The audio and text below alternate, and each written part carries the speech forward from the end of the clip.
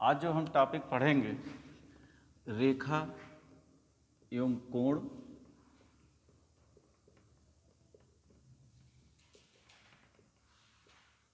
तथा त्रिभुज।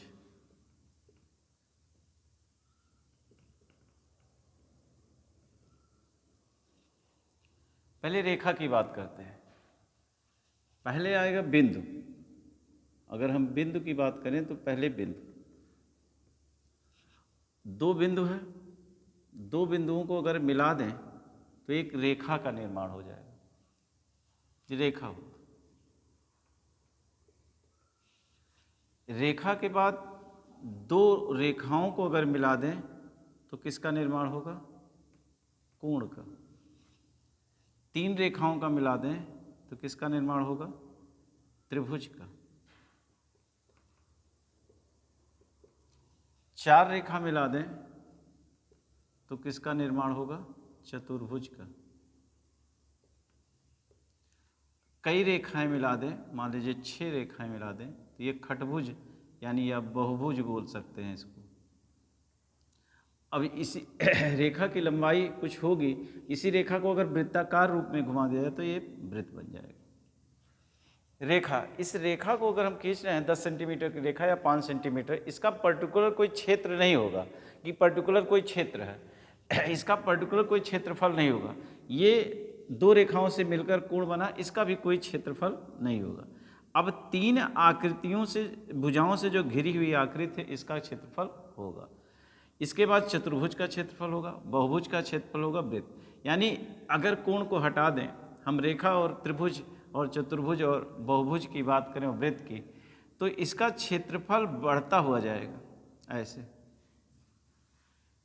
क्षेत्रफल क्या होगा? बढ़ता हुआ जाएगा।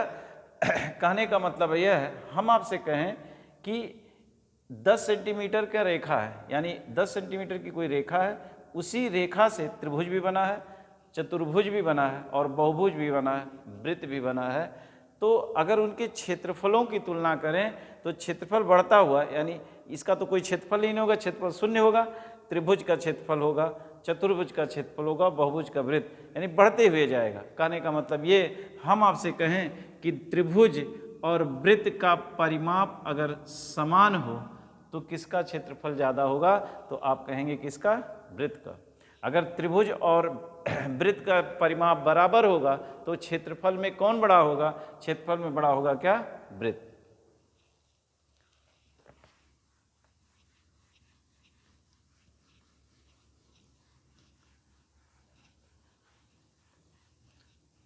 रेखा अगर सीधी है तो इसको आप सरल रेखा कह सकते हैं। इस तरह की कोई रेखा है तो इसको क्या कह सकते हैं? वक्र रेखा। दो रेखाएं एक दूसरे को काटती हैं तो ये प्रतिच्छेदी रेखाएं होंगी, प्रतिच्छेदी रेखाएं।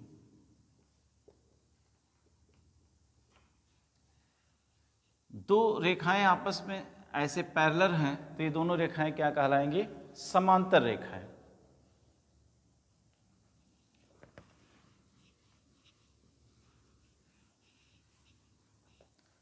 ऐसे कई बिंदु हैं और इन बिंदुओं को मिला देंगे तो एक रेखा है, ऐसे चलती जाएगी। इस रेखा में से कोई पर्टिकुलर माप का कोई खंड काट ले, मान लीजिए AB माप का, तो ये AB जो होगा वो क्या कहलाएगा?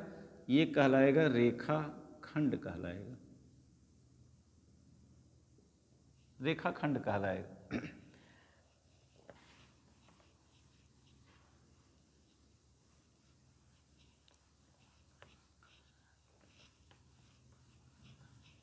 दो समांतर रेखाएं PQ और MN, उसको एक तिर्यक रेखा AB C और D बिंदु पर काटती है। दो समांतर रेखाएं हैं जिसको एक तिर्यक रेखा AB C और D बिंदु पर क्या कर रही है? काट रही है। अब अगर काट रही तो कुछ कोण बन रहे हैं। मान लीजिए ये कोण है, इस कोण को नाम दे दें 1, ये कोण है, इस कोण को नाम दे दें 2। हम कह सकते हैं कोण 1 बराबर किसके, कोण 2 के। इसका माप दे दें कोण 3 और इसका माप दे दें 4, तो हम कह सकते हैं कोण 3 बराबर कोण किसके, 4 के। इसका माप दे दें कोण 5 और इसका माप दे दें कोण 6, तो कह सकते हैं कोण 5 बराबर कोण 6 के। इसका माप दे दें 7, इसका माप दे दें 8, कोण 7 बराबर कोण 8 के। समझिए, इस दो समांतर रेखाओं को एक तिर्यक रेखा काट रही है। इस रेखा के एक साइड में इस रेखा के ऊपर वाला कोण और इस रेखा के ऊपर वाला कोण आपस में बराबर होगा। इस रेखा के नीचे और इस रेखा के नीचे 5 बराबर किसके है, 6 के। इधर आइए, इस साइड में इस रेखा के ऊपर 3, इस रेखा के ऊपर 4, 3 बराबर 4 के। इस रेखा के नीचे 7, इस रेखा के नीचे 8 बराबर होगा कोण 7 बराबर कोण 8। ये सारे कोण क्या कहलाएंगे, संगत कोण कहलाएंगे। अब कोणों रेखा देख लिया, अब रेखा के बाद कोण चल रहा है, तो ये संगत कोण कहलाएंगे। फिर आइए, कोण 5 बराबर 4 के, कोण 7 बराबर 2 के, ये क्या कहलाएंगे, एकांतर कोण कहलाएंगे। कोण 5 4 के बराबर, कोण 7 2 के बराबर, ये क्या कहलाएंगे, एकांतर कोण। और कौन से एकांतर कोण, आंतरिक एकांतर कोण है। दूसरा, कोण 1 बराबर 8 के, कोण 3 बराबर 6 के, ये भी एकांतर कोण है, लेकिन कैसा, वाह्य एकांतर कोण। ये जो दो कोण बताए हैं वो कैसे हैं, आंतरिक एकांतर कोण। और ये जो कोण बताए हैं वो कैसे कोण है, वाह्य कोण। फिर आइए, कोण 1 बराबर 7 के, कोण 3 बराबर 5 के, ये क्या कोण है, शीर्षाभिमुख कोण है, आमने सामने के, शीर्षाभिमुख कोण है। कोण 1 7 के बराबर, कोण 3 5। उसी तरह कोण 2 बराबर कोण 8 के, कोण 2 बराबर कोण 8 के, कोण 4 बराबर 6 के, ये भी क्या है, शीर्षाभिमुख कोण। तो हमने पहला आपको बताया कि संगत कोण। संगत कोण कौन कौन से हैं, कोण 1 बराबर 2 के, कोण 3 बराबर 4 के, कोण 5 6 के 7। आंतरिक एकांतर कोण, कोण 5 4 के बराबर, कोण 7 कोण 2 के बराबर, 5 4 7 2, वाह्य 1 8 के बराबर, 3 6 के बराबर, ये वाह्य कोण। शीर्षाभिमुख कोण, आमने सामने के कोण बराबर होते हैं, शीर्षाभिमुख कोण का। इन कोणों को देखें, ये कोण, तो आप ये कह सकते हैं कोण 5 प्लस कोण 2 बराबर कितने के, 180 के, ये 5 और 2।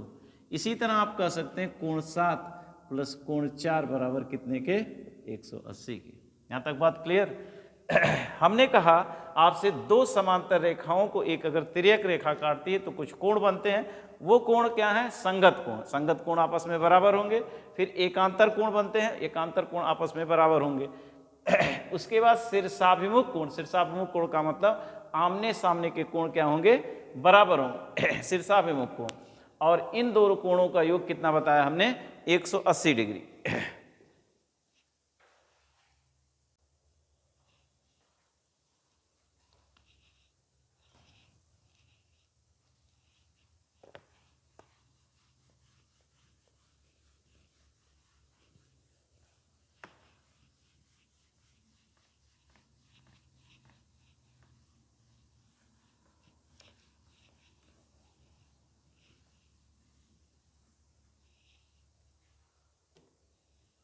तो हमने बताया आपको कि आज जो टॉपिक है वो हम पढ़ रहे हैं रेखा एवं कोण। इसके बाद हम पढ़ेंगे त्रिभुज। रेखा एवं कोण में जो हम पढ़ रहे हैं वो पहली बात हमने आपको बता रखी है कि रेखा दो बिंदुओं से अगर कोई को मिलाया जा रहा है तो रेखा का निर्माण हो रहा है। इसी रेखा से हम कोण बना सकते हैं दो रेखाओं को मिलाकर। इसके बाद तीन रेखाओं को मिला देंगे तो त्रिभुज का निर्माण हो जाएगा। अगर चार रेखाओं को मिला दें तो ये चतुर्भुज का निर्माण हो जाएगा। चतुर्भुज। इसके बाद अगर हम कई रेखाओं को मिला दें आपस में तो ये आपका बहुभुज बन जाएगा। बहुभुज के बाद अगर इसी रेखा को अगर वृत्ताकार कर दें तो ये वृत्त बन जाएगा।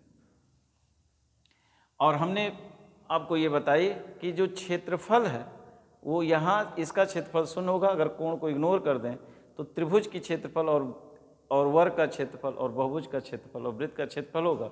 और क्षेत्रफल क्या होगा? बढ़ते क्रम में। और हमने आपको बताया कि दो समांतर रेखाएं एक तिर्यक रेखा काटती है तो कुछ कोण बनते हैं, और वो कोण है संगत कोण, एकांतर कोण और शीर्षाभिमुख कोण। अब आपने संगत कोण देखा, शीर्षाभिमुख कोण देखा, एकांतर कोणों के और कुछ प्रकार हैं। न्यून कोण,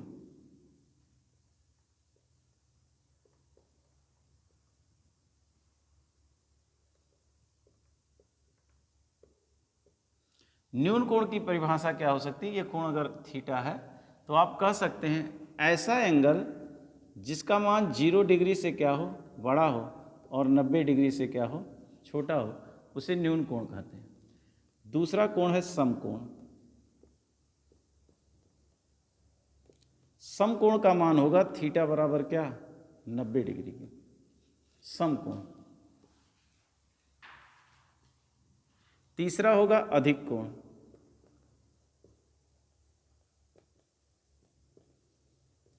अधिक कोण के बारे में अगर हम कहें तो अधिक कोण क्या होगा?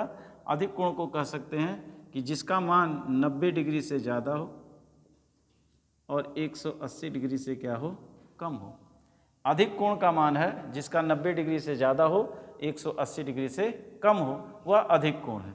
अधिक कोण का फिगर ऐसे, ये अधिक कोण है। जिसका मान 90 डिग्री से ज़्यादा, 180 से कम हो, उसे हम क्या कहते हैं? अधिक कोण। अधिक कोण के बाद आता है आपका ऋज कोण या सरल कोण।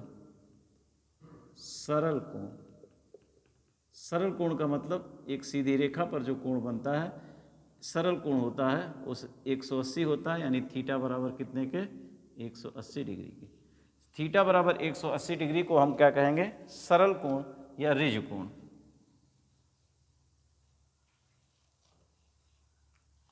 इसके बाद आएगा बृहद कोण। बृहद कोण का मान 180 डिग्री से बड़ा होगा और 360 डिग्री से क्या होगा? छोटा होगा। इसके बाद संपूर्ण कोण।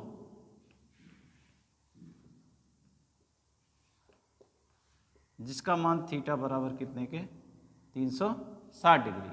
न्यून कोण बताया। न्यून कोण का मतलब क्या? जिसका मान 0 डिग्री से बड़ा, 90 डिग्री से छोटा। समकोण थीटा बराबर 90 डिग्री। अधिक कोण 90 डिग्री से बड़ा, 180 डिग्री से छोटा हो। सरल कोण थीटा बराबर 180 डिग्री। बृहद कोण 180 से बड़ा, 360 से छोटा। और संपूर्ण कोण थीटा बराबर 360 डिग्री के।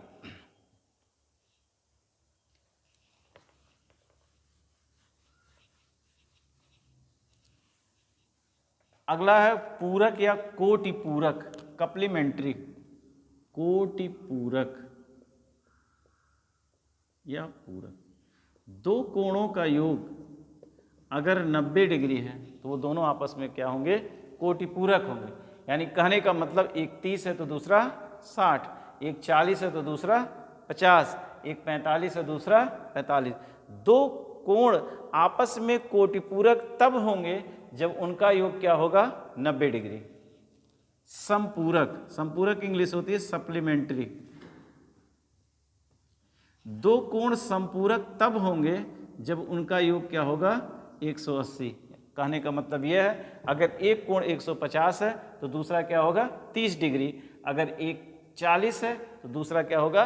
140। यानी दो कोण संपूरक तब होंगे तब उन दोनों कोणों का योग 180 होगा। कोटि पूरक तब होंगे जब दोनों कोणों का योग क्या होगा? 90। ये आपके कोण थे। रेखा हो गया, कोण हो गया। कोण के बाद अगर हम बात करें तो हमारा आता है त्रिभुज। तीन रेखाओं से घिरी हुई आकृति को क्या कहते हैं? त्रिभुज कहते हैं।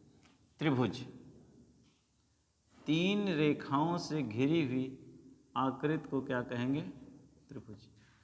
हाई स्कूल में आपने पढ़ा होगा त्रिभुज की रचना, आता है कि त्रिभुज की रचना कीजिए। तो त्रिभुज की रचना, पहला क्वेश्चन यहाँ से यही पुटअप करेगा, पूछा जाता है, यूपी टेट में भी पूछा गया, कई एग्जाम में पूछा गया है। तो कैसे क्वेश्चन रचना के आधार पर बनेगा? आपसे पूछेगा इन चार विकल्पों में किस आधार पर त्रिभुज की रचना नहीं की जा सकती है। तो रचना के आधार पर हम बात करते हैं। रचना के आधार, रचना के आधार पर पहली जो कंडीशन होगी, त्रिभुज की तीनों भुजा दी हो, तीनों भुजा दी हो तो हम त्रिभुज की रचना कर सकते हैं। कहने का मतलब ये है, हम आपसे कहें कि 3 सेंटीमीटर, 4 सेंटीमीटर, 5 सेंटीमीटर की रेखाएं हैं, इससे आप त्रिभुज बनाइए। तो आप कहेंगे कि 5 सेंटीमीटर की एक रेखा खींचा, इससे 3 सेंटीमीटर का एक चाप लगाया, इसको केंद्र मानकर एक 4 सेंटीमीटर का चाप लगाया सॉरी, एक 4 सेंटीमीटर की एक रेखा खींचा और यहाँ से एक 3 सेंटीमीटर का चाप लगाया, यहाँ से एक 5 सेंटीमीटर का चाप लगाया, ये एक त्रिभुज का निर्माण हो गया। तो अगर त्रिभुज की तीनों भुजाएं दी हों तो हम त्रिभुज की रचना कर सकते हैं। दूसरी कंडीशन क्या है? दूसरी कंडीशन है कि या दो भुजा और उनके बीच का क्या हो? कोण ज्ञात हो। दो भुजा और उनके बीच का कोण, और उनके बीच का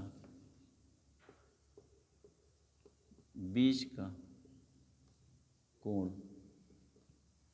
तीसरी कंडीशन है एक भुजा और दो कोण ज्ञात हो। इस आधार पर भी त्रिभुज की रचना हो सकती है। तो त्रिभुज की तीनों भुजाएं ज्ञात हो, दो भुजा और उनके बीच का कोण ज्ञात हो, एक भुजा और दो कोण ज्ञात हो, तो हम त्रिभुज की रचना कर सकते हैं। चौथी कंडीशन है, जो चौथी कंडीशन है, वो चौथी कंडीशन ये है जब त्रिभुज का तीनों कोण दिया हो, तब त्रिभुज की रचना हम कैसे करेंगे? तो यही चौथी कंडीशन जो है, इस आधार पर त्रिभुज की रचना नहीं हो सकती। यानी मुझे क्या क्या ज्ञात हो तो हम त्रिभुज की रचना कर सकते हैं। तो आप कहेंगे त्रिभुज की तीनों भुजाएं ज्ञात हो, त्रिभुज की दो भुजा या उनके बीच का कोण दिया हो, या एक भुजा या दो कोण दिया हो, तो हम त्रिभुज की रचना कर सकते हैं। किस स्थिति में नहीं कर सकते हैं? तीनों कोण ज्ञात हो।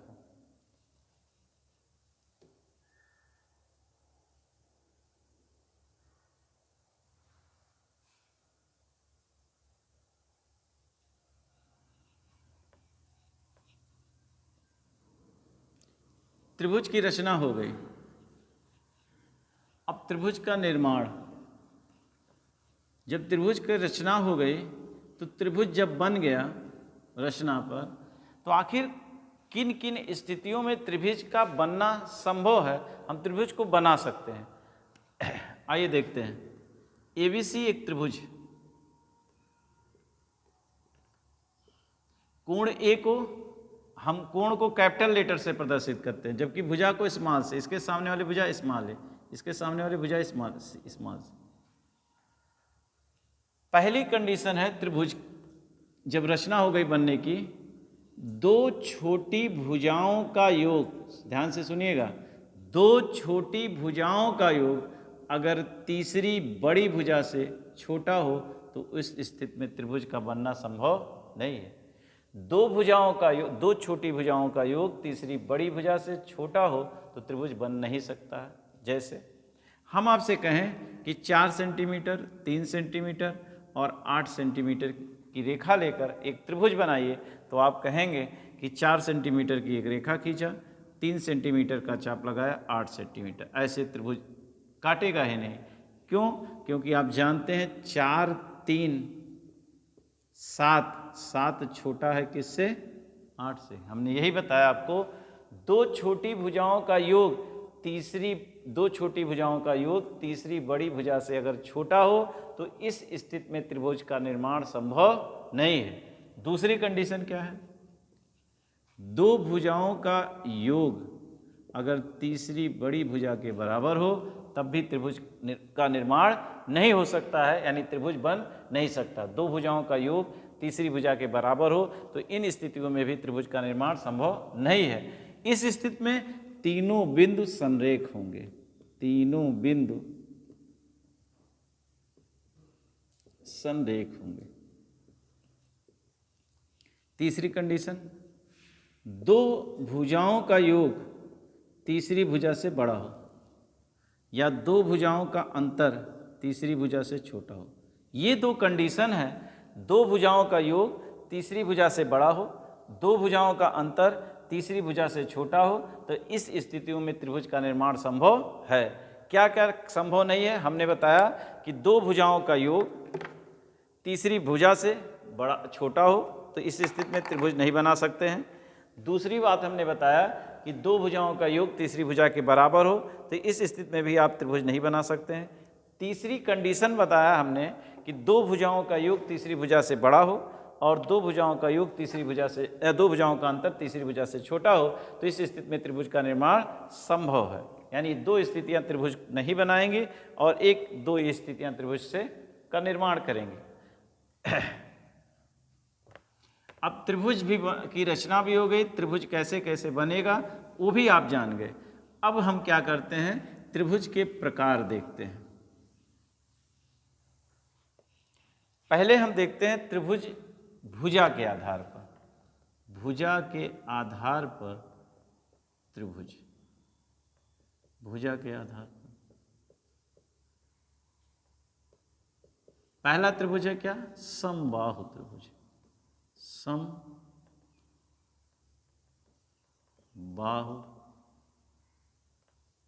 त्रिभुज। समबाहु त्रिभुज क्या? समबाहु त्रिभुज का मतलब ऐसा त्रिभुज जिसकी तीनों भुजाएं बराबर हों,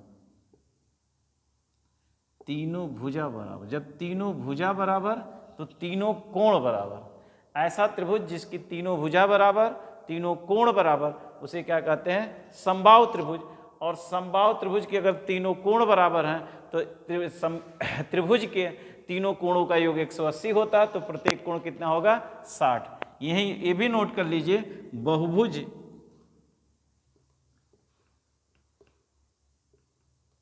के आंतरिक कोणों का योग, आंतरिक कोणों का योग का फार्मूला क्या होगा?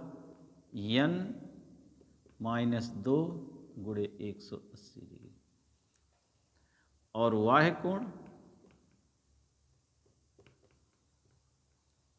कोणों का योग 360। किसी भी बहुभुज के आंतरिक कोणों का योग का जो फार्मूला है n-2 गुणे 180। त्रिभुज कितने? 3।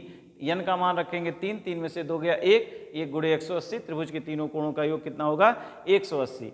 वाह्य कोण, कोई भी बहुभुज हो, चाहे वो 4 भुजा वाली हो, चाहे 3 भुजा वाली हो या 5 भुजा वाली हो, चाहे जितनी भुजाएं वाली हों, अगर उसके बहिष्ठ कोणों का योग पूछेगा तो हमेशा कितना होगा? 360 डिग्री होगा। दूसरा त्रिभुज होगा समद्विबाहु त्रिभुज। समबाहु त्रिभुज का जो क्षेत्रफल होता है वो कर्ण में 3/4 भुजा का वर्ग होता है। इसका परिमाप जो होता है 3 गुणे भुजा होता है।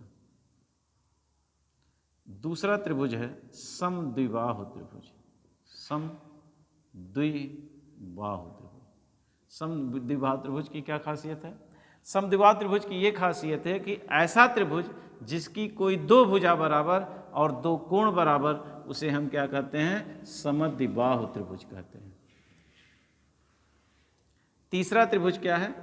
विषमबाहु त्रिभुज, विषमबाहु त्रिभुज। विषमबाहु त्रिभुज का मतलब क्या? ऐसा त्रिभुज जिसकी कोई भुजा बराबर ना हो, उसे हम क्या कहते हैं? विषमबाहु त्रिभुज। इसका एरिया होता है क्षेत्रफल कर्ण में s, s - a S minus B और एस माइनस सी के क्षेत्रफल, जहाँ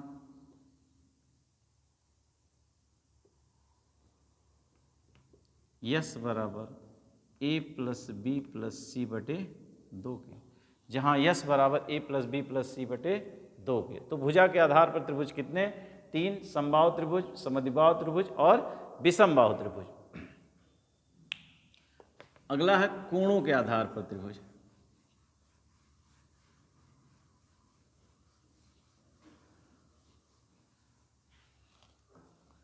कोणों के आधार पर त्रिभुज।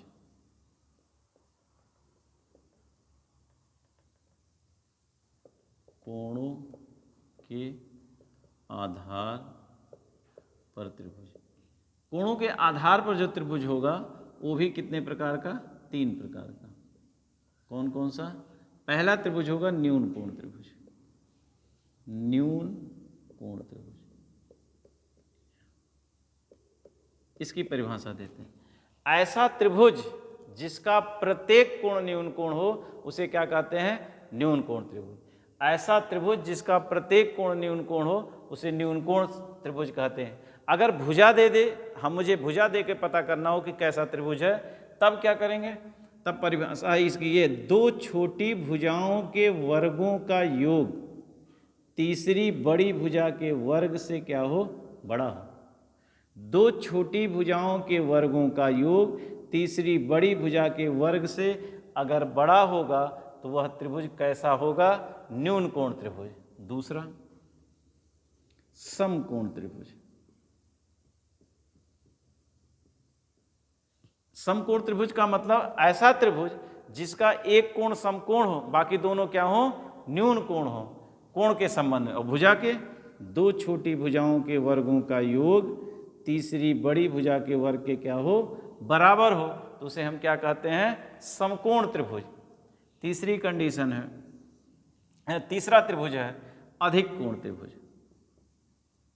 अधिक कोण त्रिभुज। अधिक कोण त्रिभुज के बारे में अगर बताएं, ऐसा त्रिभुज जिसका एक कोण अधिक हो, यानी 90 से ज़्यादा हो, बाकी दोनों न्यून कोण हो, उसे अधिक कोण त्रिभुज कहते हैं। भुजा के संबंध में 2 छोटी भुजाओं के वर्गों का योग अगर तीसरी बड़ी भुजा के वर्ग से छोटा हो तो वह त्रिभुज क्या हो जाएगा? अधिक कोण। तो कोणों के आधार पर 3 त्रिभुज, न्यून कोण, समकोण, अधिक कोण। हमने भुजा के संबंध में बताया 2 छोटी भुजाओं के वर्गों का योग तीसरी बड़ी भुजा के वर्ग से बड़ा होगा तो न्यून कोण, 2 छोटी भुजाओं के वर्गों का योग तीसरी बड़ी भुजा के वर्ग के बराबर होगा तो समकोण, और 2 छोटी भुजाओं के वर्गों का योग तीसरी बड़ी भुजा के वर्ग से छोटा होगा तो कौन सा कैसा त्रिभुज? अधिक कोण। तो भुजा के आधार पर 3 और कोण के आधार पर त्रिभुज 3 प्रकार के हैं। टोटल अगर बात करें दोनों को मिलाकर तो त्रिभुज कितने प्रकार के? 6 प्रकार के। अब त्रिभुज भी बन गया, त्रिभुज के प्रकार भी आप जान लिए। अब हम त्रिभुज की प्रॉपर्टी एक एक करके जानते हैं, कुछ बातें और समझते हैं त्रिभुज का। जैसे केंद्रक। केंद्रक क्या होता है? हम जानते हैं त्रिभुज की 3 माध्यिकाएं होती हैं। माध्यिका क्या होती है? तो आप कहेंगे माध्यिका होती है शीर्ष से सामने वाली भुजा के मध्य बिंदु को मिलाने वाली रेखा माध्यिका कहलाती है। तो त्रिभुज की 3 माध्यिका, एक AD, एक BE और एक C, 3 माध्यिकाएं। तो केंद्रक क्या होगा? केंद्रक का मतलब तीनों माध्यिकाओं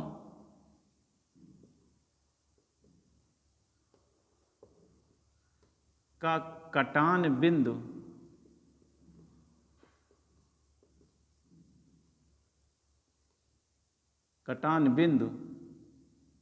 त्रिभुज का केंद्रक कहलाता है। क्या परिभाषा होगी? त्रिभुज की तीनों माध्यिकाएं जिस बिंदु पर काटती हैं वो त्रिभुज का क्या कहलाता है? केंद्रक कहलाता है। और इस केंद्रक को हम प्रदर्शित करते हैं किससे? G से। आप जानते हैं कि तीनों माध्यिकाएं एक दूसरे को 2 और 1 के रेशियो में बांटती हैं, यानी तीनों माध्यिकाएं 2 और 1 के रेशियो में बटेंगी। त्रिभुज की तीनों माध्यिकाएं एक दूसरे को 2 और 1 के अनुपात में काटती हैं और जिस बिंदु पर काटती हैं वो त्रिभुज का क्या कहलाता है? केंद्रक। सीधा सीधा क्वेश्चन पूछ सकता है केंद्रक क्या होगा, विकल्प में देगा कि माध्यिकाओं का कटान बिंदु।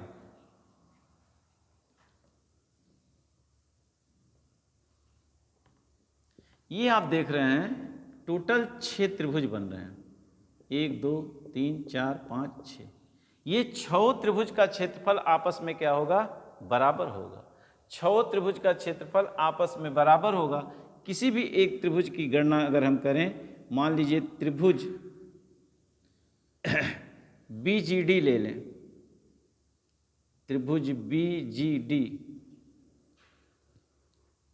का क्षेत्रफल बराबर होगा त्रिभुज CDG के, त्रिभुज CGE के, त्रिभुज AGE के, त्रिभुज AGE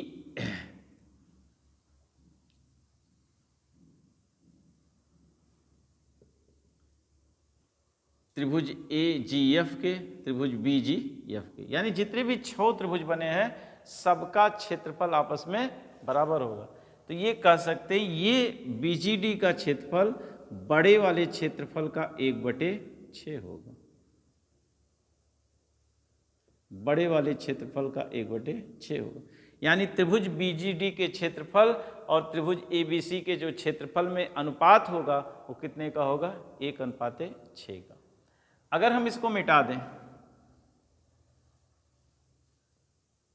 और कहें G इसका केंद्रक है, G इसका केंद्रक है, तब टोटल कितने त्रिभुज बन रहे हैं? 3। तो ये तीनों त्रिभुज का क्षेत्रफल आपस में बराबर होगा। किसी एक की तुलना लेकर अगर कहें त्रिभुज BGC का क्षेत्रफल तब होगा 1/3 त्रिभुज ABC के क्षेत्रफल का। तो हमने क्या बताया कि केंद्रक क्या होगा? माध्यिकाओं का कटान बिंदु केंद्रक होता है। माध्यिकाएं एक दूसरे को 2 और 1 के अनुपात में बांटती हैं, और जब माध्यिकाओं का घेरा हुआ तो टोटल 6 त्रिभुज बने और 6 त्रिभुज का क्षेत्रफल आपस में बराबर हुआ। हमने बताया त्रिभुज BGD का क्षेत्रफल 1/6 त्रिभुज ABC के।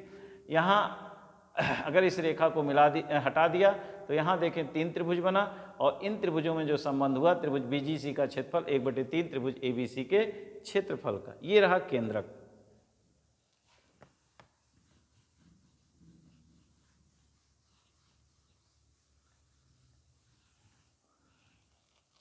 अगला है अंतःकेंद्र।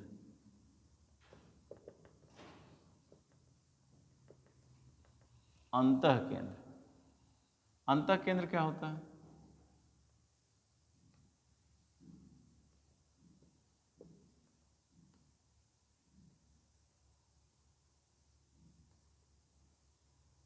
ये अंतःकेंद्र। अंतःकेंद्र होगा त्रिभुज के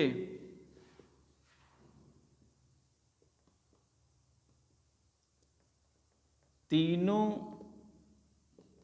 कोणों की अर्धक रेखा का कटान बिंदु। यानी त्रिभुज के तीनों कोण की जो अर्धक रेखा है जिस बिंदु पर काटती हैं वो त्रिभुज का क्या होगा? अंतःकेंद्र कहलाता है। त्रिभुज की तीनों कोणों की अर्धक रेखा का कटान बिंदु जिस बिंदु पर काटता हो त्रिभुज का क्या कहलाएगा? अंतःकेंद्र कहलाएगा। अंतःकेंद्र वह बिंदु है जिसको केंद्र मानकर अगर वृत्त खींचे तो तीनों भुजाओं को स्पर्श करता हुआ एक वृत्त बन जाए। साथ ही साथ यही नोट करके लिखिएगा, अंतःकेंद्र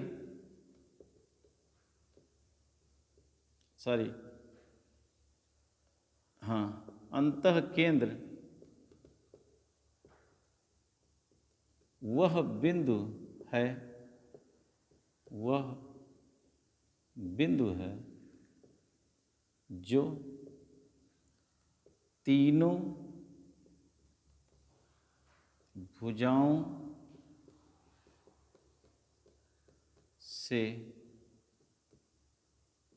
समान दूरी पर होता है। अंतःकेंद्र वह बिंदु है जो तीनों भुजाओं से क्या होता है? समान दूरी पर होता है। इसकी दूरी बराबर होती है।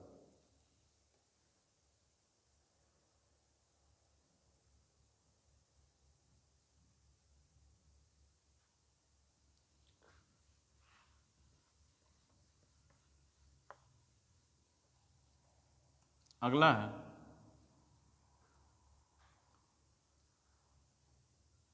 परिकेंद्र।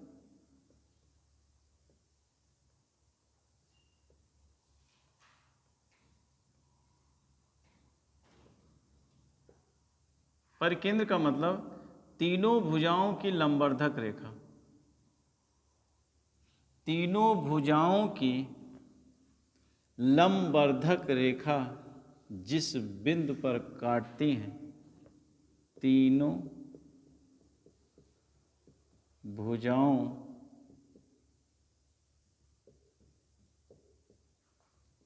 की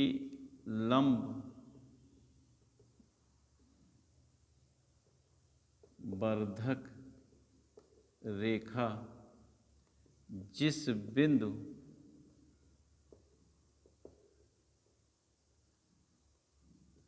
पर काटती हैं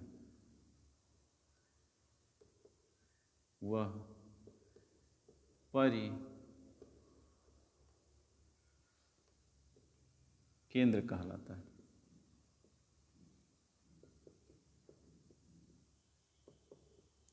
तीनों भुजाओं की लंबवर्धक रेखा जिस बिंदु पर काटती है वो क्या कहलाता है? परिकेंद्र कहलाता है। साथ ही साथ नोट करके नीचे लिखिएगा, परिकेंद्र वह बिंदु है जो तीनों शीर्षों से समान दूरी पर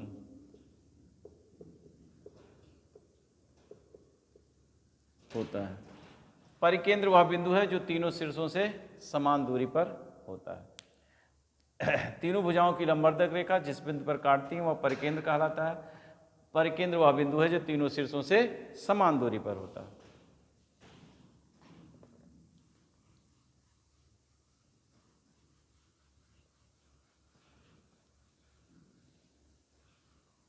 लंब केंद्र,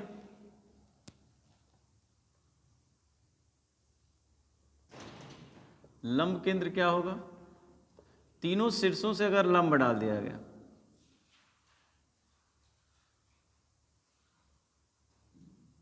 यानी तीनों लंबों का कटान बिंदु, तीनों लंबों का कटान बिंदु क्या कहलाता है? लंब केंद्र।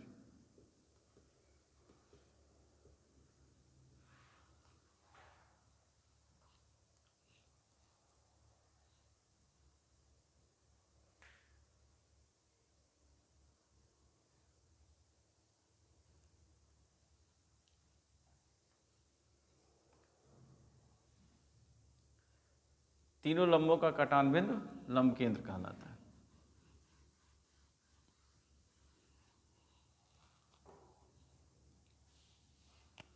समबाहु त्रिभुज ऐसा त्रिभुज है, समबाहु त्रिभुज ऐसा त्रिभुज है जिसका केंद्रक, अंतः केंद्र, लंब केंद्र और परिकेंद्र सब एक ही बिंदु पर होता है। जब सब एक ही बिंदु पर होता है तो यही अंतः केंद्र है। तो अंतः केंद्र का मतलब ये दूरी लांबिक दूरी होगी, और आप जानते हैं 2 और 1 के अनुपात में माध्यिकाएं काटती हैं, यही माध्यिका भी होगी। यही केंद्रक भी है तो यही माध्यिका 2 के अनुपात में काटती है, और यही लांबिक दूरी भी होगी। तो यही लांबिक दूरी यानी अंतः केंद्र वह बिंदु है जो भुजाओं से समान दूरी पे। तो एक और परिकेंद्र वह बिंदु है, ये परिकेंद्र मान लिया जाए तो शीर्षों से समान दूरी पर। यानी अगर इसको कहा जाए तो ये परित्रिज्या हुई, बाहर वाले जो परिवृत्त बना उसकी ये परित्रिज्या हुई, और ये जो अंदर वृत्त बना उसकी ये अंतः त्रिज्या। तो परिवृत्त की त्रिज्या कैपिटल आर और अंतःवृत्त की त्रिज्या स्मॉल आर में जो संबंध होगा 2:1 का होगा। यानी परित्रिज्या जो अंतः त्रिज्या है वो परित्रिज्या की क्या होगी, आधी होगी। यानी परित्रिज्या की ये आधी होगी और ये परित्रिज्या इस त्रिज्या का क्या होगा, अंतः त्रिज्या का दुगना होगा। जब त्रिज्याओं में 2:1 का संबंध है तो इसके परिवृत्त के क्षेत्रफल में कितने का संबंध होगा, 4:1 का, क्योंकि वृत्त का क्षेत्रफल πr² होता है, भी πr², 2 का वर्ग 4, 4।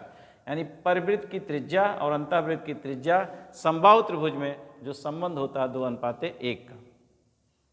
समबाहु त्रिभुज के अंतःवृत्त और परिवृत्त की त्रिज्या में जो भुजा में जो संबंध है वो है समबाहु त्रिभुज की परिवृत्त की त्रिज्या कैपिटल R बराबर होता है भुजा बटे कर्ण में 3 के, और समबाहु त्रिभुज की अंतः त्रिज्या बराबर होता है भुजा बटे 2 कर्ण में 3 के। R बराबर भुजा बटे कर्ण में 3 के, ये समबाहु त्रिभुज की परिवृत्त की त्रिज्या है, ये समबाहु त्रिभुज की अंतः त्रिज्या है। किसी भी बहुभुज के, कोई भी बहुभुज हो, उसके परिवृत्त की त्रिज्या अगर निकालनी है तो उसे कैपिटल R से प्रदर्शित करते हैं ABC बराबर 4 डेल्टा। ये किसी भी बहुभुज, किसी भी त्रिभुज का है, ये केवल समबाहु त्रिभुज का है, ये किसी भी त्रिभुज के परिवृत्त की त्रिज्या होगी ABC बटे 4 डेल्टा। R का मतलब है परिवृत्त की त्रिज्या, R है परिवृत्त की त्रिज्या और स्मॉल r है अंतःवृत्त की त्रिज्या।